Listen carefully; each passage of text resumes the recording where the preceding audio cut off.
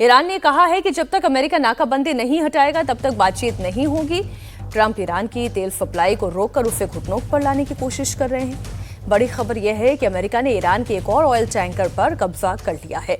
इस ईरानी टैंकर का नाम टिफानी है, जो खाक आइलैंड से लोड हुआ था और चीन जा रहा था।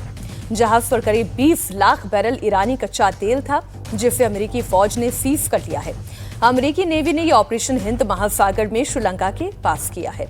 यानी अमेरिका की नाकाबंदी का दायरा अब सिर्फ ओमान की खाड़ी तक नहीं है, बल्कि वो समंदर में कहीं भी ईरान के जहाज पर कब्जा कर रहा है।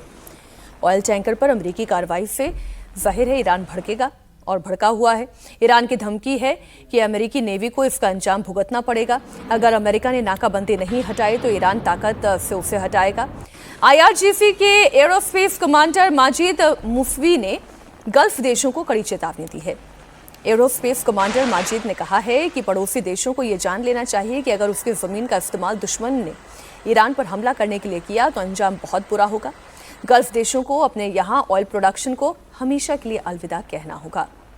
यही इतना बड़ा डर है राजकुमार जी, ये जो डर ईरान पैदा कर रहा है खाड़ी देशों में कि अगर आपने दुश्मन को अपनी ज़मीन का इस्तेमाल करने दिया तो हमेशा के लिए आपको अपनी ऑयल फील्ड को अलविदा कहना होगा।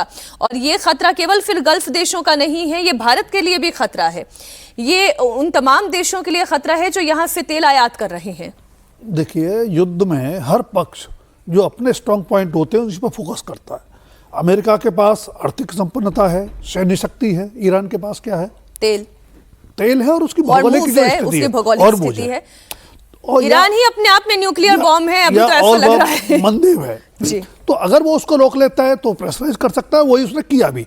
लेकिन ये समझना होगा अमेरिका को भी। हम अमेरिका की बात से कह रहे हैं कि उसने ओमान की खाड़ी से बाहर जाके भी हिंद महासागर में ईरानी शिप पर कब्जा किया है। ये दोनों की दादागिरी में या दोनों के संघर्ष में बाकी दुनिया के देश सफर कर रहे हैं। इसीलिए पिछले हफ्ते 50 देशों की वर्चुअल मीटिंग हुई और अभी पिछले दिन 2 दिन पहले 30 देशों में सहमति बनी है कि स्थितियां थोड़ी बेहतर हों तो फ्रीडम ऑफ नेविगेशन को वहां लागू किया जाए सही मायने में। तो जब तक बाकी देश दुनिया के एकजुट होकर के इन दोनों पर दबाव नहीं डालेंगे कि अपनी दादागिरी को रोकिए, शांतिपूर्ण बातचीत के टेबल पर बैठिए, तब तक रास्ता निकलेगा नहीं। और ये रास्ता निकालने के लिए सबसे पहले तो अमेरिका को नाकाबंदी हटानी होगी। अब ये सीज फायर कितने दिनों तक कायम रह पाएगा? और डोनाल्ड ट्रंप की तरफ से क्योंकि एक तरफा ऐलान है और ईरान ये कह रहा है कि जब तक ये ब्लॉकेड नहीं हटेगा तब तक ये बातचीत के टेबल पर ईरान कभी नहीं आएगा। दमदार 10 में आज बस इतना ही। राजकुमार जी आपका भी, अजीत जी आपका भी बहुत शुक्रिया हमारे साथ जुड़ने के लिए।